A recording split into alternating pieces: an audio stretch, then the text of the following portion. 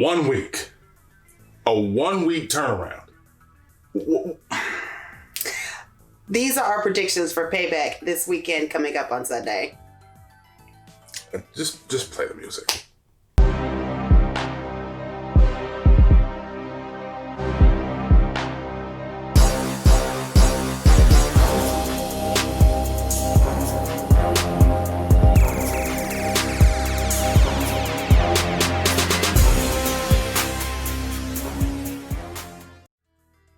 What's really good, guys? It's your boy, Spotted Menace, aka D-Man.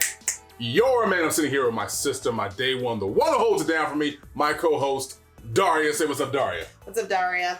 And welcome once again to our Smash pay-per-view prediction special, our little pay-per-view prediction show for the channel. We got one coming up for you a week after freaking SummerSlam, whole ass weekend. But before we get started, y'all know the drill. If you'd like to see this channel continue to grow and thrive, please make sure to subscribe to us. Hit the bell icon to get notifications because we got videos for you every daggone day, ranging from movies to video games to wrestling. So whatever we find absolutely interesting, we want to bring it right to you. Also, like any of the content that you're doing, Joe, and comment down below because we do like to hear from you, our Kaiju faithful. Now, let's get it going.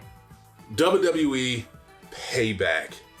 A week after a surprisingly well done and enjoyable SummerSlam weekend that saw TakeOver 30 and SummerSlam, two really good events that happened with some really good wrestling, and then you follow it up with Payback, and everybody's like, what? Yeah. What? Yeah. Now, it's not like they haven't done quick turnarounds before, because when they just restarted, I should say, the brand split, they used to do one every other week with a Raw and a SmackDown but roster. It was every other week. Not the very next week. Yeah, that's the difference. What is going on here? But we have WWE Payback. We got 7 matches announced for this card, and y'all know the card is subject to change, so things may change between now and then, because we wanted to stay as late as we possibly could to get all the matches that they were going to announce as possible. That's why we're doing it this late. WWE, so. Yeah, it is WWE. But if this is the first time that you were ever watching this, here's how we do it. We give you a brief rundown of the story of what's going on for each and every single match. We give our predictions, our outlook for whatever the story or feud is going to be going there, and then we keep it moving. So let's go ahead and get started with the newly announced match that just got, newly announced. It did get I love announced. words. I know. Yeah. So we have a new match on the card. Big E versus Sheamus. Now, Big E was getting into some interesting trouble with The Miz on Talking Smack. They were really making some allusions to, things like privilege and how people like Kofi Kingston, who spent 11 years in the business, it took him 11 years before he got his first legitimate title shot for the big title. And there was a nice little back and forth going. I thought that they were really going to go somewhere with it, but apparently no, they just wanted to scrap it. WWE loves to destroy good storylines that are budding right there, but keep this goofy shit like Retribution going for forever. Speaking of Retribution, so I got some stuff we haven't seen them the whole week. We haven't the seen whole week. All week, nothing. They started shit for a month now, and then just disappear. And we get a week off for a whole week. That doesn't make sense. Either go whole hog into the story or don't. But don't do this bull. But anyway, we got Big E versus Sheamus, singles match, a nice little hoss fight happening up. Since there's really no actual story, because they had a 6-man tag match, and that was it. And Sheamus walked out. That's about as far as we got with this one right here. So, Daria, tell me who you got for this match. Big E. Okay, Big E. That is quick and easy. It's nothing there. There's really nothing there. What do you want me to say? They just added the match.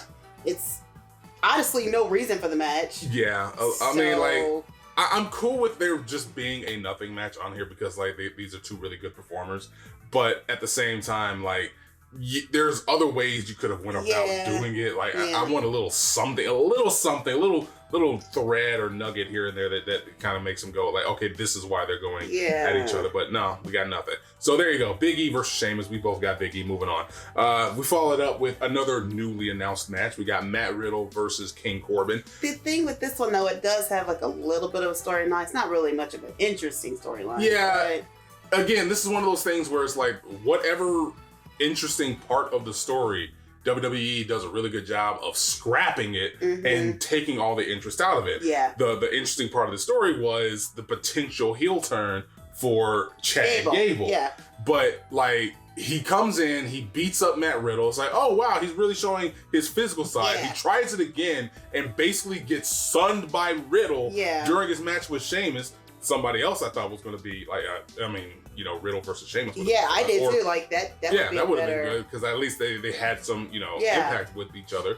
But like after that, then he's like, oh, I'm going to apologize and I'm going to look reluctant as King Corbin's little lackey. And it's like, okay, so either he's going full heel, or he's not.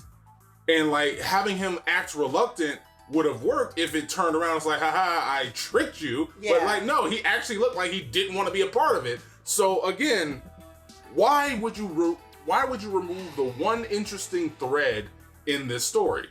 Why? But anyway, we got Matt Riddle versus King Corbin. They've been going after each other because King Corbin is King Corbin, who just hates fun, and Matt Riddle is the bro.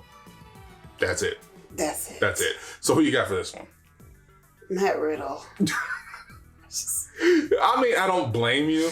I mean, I say Matt Riddle because if it's King Corbin, then what storyline does Corbin have? Well, the only way, again, I can see this going King Corbin's way, because I got Matt Riddle if Chad Gable doesn't show up. Yeah. Either at the beginning of the match or somewhere in the match, it's going to be Matt Riddle. There's no reason for Corbin to win without some kind of level of interference or shenaniganery. Yeah.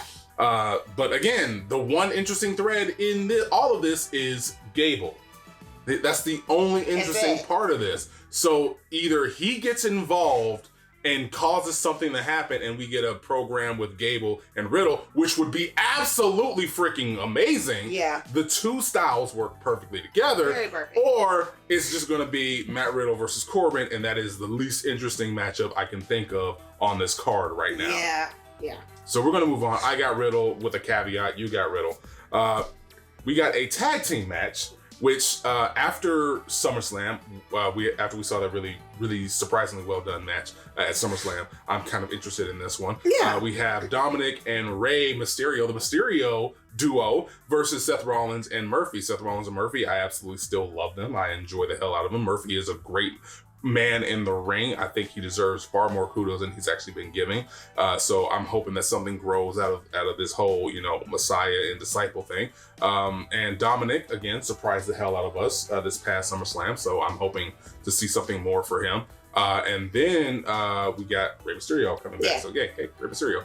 So there's nothing more that we can say that we didn't say last week. Yeah, it's just the same storyline. So go ahead for this Murphy. one. Seth and Murphy. You got Seth and Murphy for this one.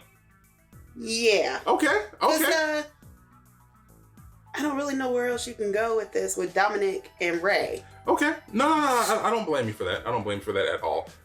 Me personally, I'm going Dominik and Rey just for this one, mainly because you can't have the faces continue to lose.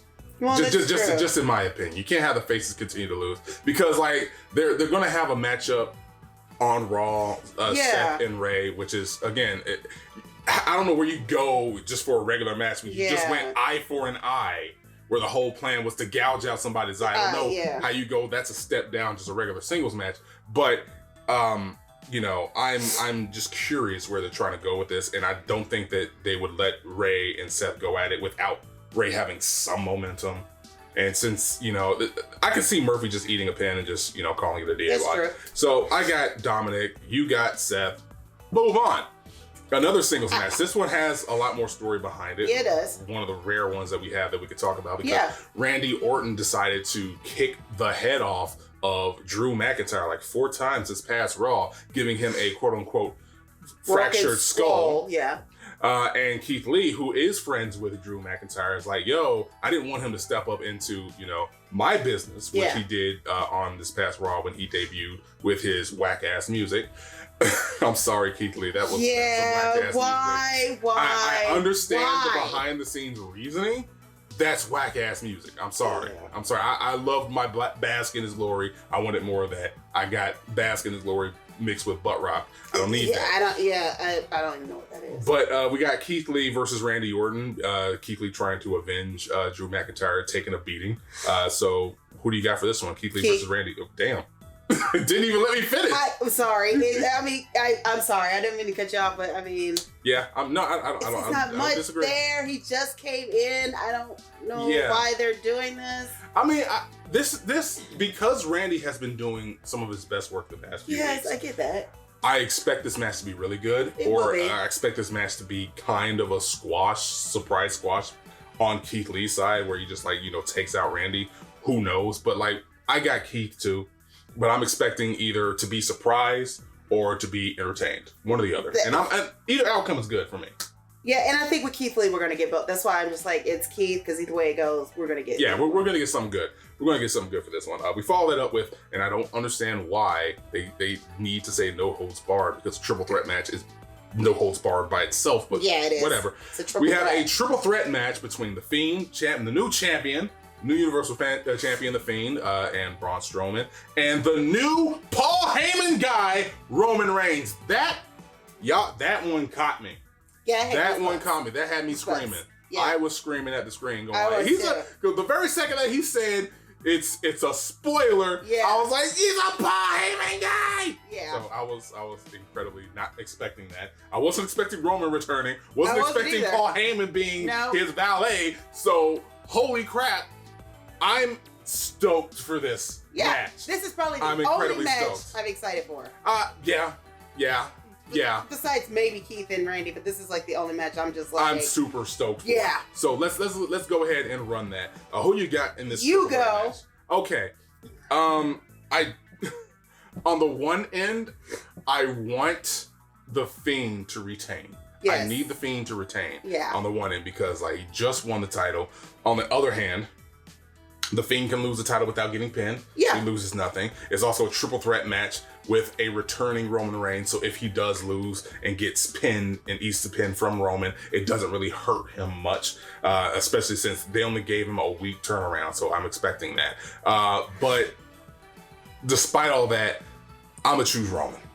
I'm going to choose Roman. You might as well give us that feel-good heel moment, because I hope that if Roman wins this, he is a heel, because he looks good. He looks so good as a heel right now. He does. So give me heel Roman Reigns, and I will gladly take him taking the title off of Bray Wyatt. Otherwise, keep it on Bray. Yeah, I understand your predictions. I agree. However, I kind of want this storyline to continue. And I kind of want Roman to develop more into this heel. And I'm kind of looking for Braun to just lose his mind. So who you got? So I'm going to stick with the Fiend retaining. Okay. So you got the Fiend retaining his title. Because like you said, it's just a week turnaround. I mean, it does in somewhat make sense that he loses the title within a week. Yeah. But then again, where are you going to go with it? Man, you gotta love those technical difficulties, man. Yeah. The camera decided, you know what? I want to be full of memory, and you can't record no more. So we had to jump right back into this. Now, where were we again before we got rudely interrupted, camera? We were with the Fiend and Roman and Braun. Oh yeah. You were saying I was talking about the Fiend you wanted to touch on Roman Reigns a lot because you saw his pectorals and you were like, oh, Roman. That's where we left off. No, I was saying that Braun got touched by the Fiend. Oh yeah, that's where you left it, because you said Braun got touched by the Fiend, and you want Roman to get touched more by the Fiend. Yeah, or eaten out, however you want to discuss it. And you want him to become more heel. So you got Bray for this one. Yeah. Again, we apologize for that little brief interruption, but yeah. So you got Bray, I got Roman on this one. So we'll see where it ends up with that one. We go to our penultimate match, most likely, unless it's going on the pre-show, which again defeats the whole purpose of this story. It does, and I bet you it's going to be on a pre-show, so this is not going to be fun. It's not going to be fun. But we got Apollo Crews versus Bobby Lashley with MVP and Shelton Benjamin in tow for the United States Championship. We got them doing an arm wrestling contest, which I think... Is that what this is? No. I'm talking about like on this past Raw, they did an arm wrestling contest, which if I can remember is like Bobby Lashley's third or fourth straight arm wrestling contest. Yeah, it is. Like in the WWE, like dating all the way back from when he was ECW champion, if I can recall. God. So like they always want him doing an arm wrestling contest. I don't know what that is. But we got Apollo Crews versus Bobby Lashley for the United States title. Again, a week turnaround. That's all we really got because he just faced off against MVP when they were barred, when Shelton Benjamin and Bobby Lashley were barred from ringside. So here we go. We got Bobby versus Apollo Crews. Who you got? Apollo Crews. You got Apollo Crews. No, you know what? I got Bobby Lashley. Okay, so because MVP and Shelton is going to be there. It's going to be some bullshit. It's going to be some BS, but... Like, I hope develop the story. Yeah. Develop the story. You have Ali, Ricochet, and Cedric Alexander waiting in the wings for this to blow up into a thing, for the Hurt Business to be an actual thing, and like either have Bobby take the title away, which doesn't really do much for anybody, it doesn't, or have them all get involved and make this a faction war. Which, yeah. I mean, at least would be entertaining. It would be. But they haven't done anything with it yet. And so, Ali just came back and, like, this is what you give him. We haven't given him anything. Not a damn thing. There's not a damn thing that we've given him. Yeah. So I got Apollo because either they're going to get involved and he wins, or they're not going to get involved and he just wins straight up. That's it. And it's a shame because, like, I'm still interested in where they're trying to take it. But, like, they have to actually... Like, take it somewhere, and I'm hoping that they do. We get our last match of the night. We got Bayley versus Sasha Banks. Jesus Christ. It's the Women's Tag Team Championship with Bayley and Sasha Banks versus Shayna Baszler and Nia Jax. I absolutely love, as much as I love tag teams, just like established tag teams, like with their own interest music and their own matching gear. I love the hodgepodge tag teams too, where they somehow suddenly get a win out of nowhere, and like those are some of the most fun because like they bicker, they fight, you get a lot of tension, and it's fun because that's basically how I mean, it wasn't like bickering, but it was a hodgepodge tag team that got Alexa Bliss and Nikki Cross together, and they've been incredibly entertaining. Bringing up Alexa again because she's been touched by the Fiend, as you say it. But we have Bayley and Sasha Banks versus Shayna Baszler and Nia Jax. Shayna and Nia hate each other, but they hate this duo even much more. Yeah. This past SmackDown, Bayley kind of rubbing it in that Sasha loses her Raw title, and also the fact that she never really gets a chance to retain it. Yeah. She just fails to retain it when it comes to the Raw title, and she's ribbing her on that. So we're starting to see threads where these two are starting to fracture just a little bit, just un poquito. So this is very interesting. I'm loving it. I'm sitting here with interest, happy about it. So go ahead and give me who you got for this last match at WWE Payback 2020. Shayna and Nia. Wow. Because they're fracturing Sasha and Bayley. And you saw that on SmackDown when Bayley made her speech and, like you said, lamented on the fact that whenever Sasha gets the Raw title, she doesn't retain it. I don't think they're going to retain this championship. Okay. I'm with you. Yeah. I'm in full agreement. I think Shayna versus Nia Jax would be fun in the same way that Alexa and Nikki Cross was. B, it would jumpstart the Bayley Sasha fracture a little bit more, and I'm interested to see where that is because the two work together. Plus, they're not going to hold this long because this is not going to be a thing. Yeah, I mean, like you gotta have like a lot of people moving, a lot of moving pieces, and they don't have a lot of women's tag teams on the main roster. And this is not. They're not going to hold it for that long because, again, they're trying to go for something else. Yeah, right now, they want the big title. Yeah. They want the big title. Right now, they're just making a statement, which you can do. Bayley and Sasha can lose it. They're fine.